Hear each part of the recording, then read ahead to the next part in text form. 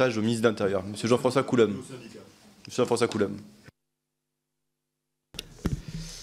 Merci, Monsieur le Président. Madame la directrice, il n'aura échappé à personne que les sanctions disciplinaires internes à la police prononcées pour violences illégitimes ont brutalement baissé depuis que M. Macron est président de la République.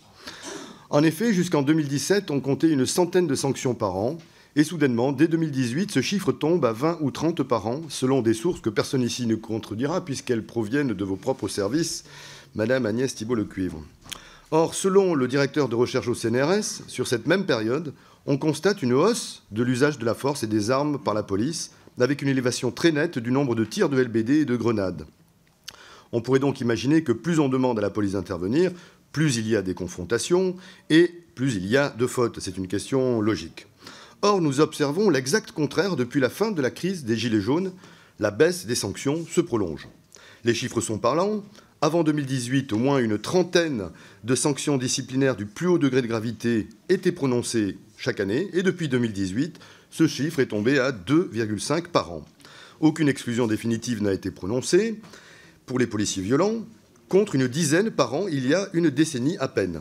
Ce constat d'une tolérance interne au ministère de l'Intérieur pour les policiers violents s'accompagne d'une grande opacité relative au nombre proprement dit de ces violences policières, puisqu'elles ne sont pas centralisées au niveau de l'IGPN.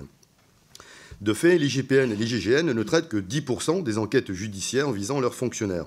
Le reste est traité par des cellules de déontologie placées auprès des DDSP. En 2021, 836 personnes dépositaires de l'autorité publique ont été mises en cause dans une affaire de violence volontaire. Parmi eux, 5 fonctionnaires sur 6 ont bénéficié d'un classement sans suite. Ils bénéficient donc 2 fois plus du classement sans suite que la population générale, alors pourtant que leur statut constitue une circonstance aggravante en cas de violence et non une circonstance atténuante comme la pratique nous le montre.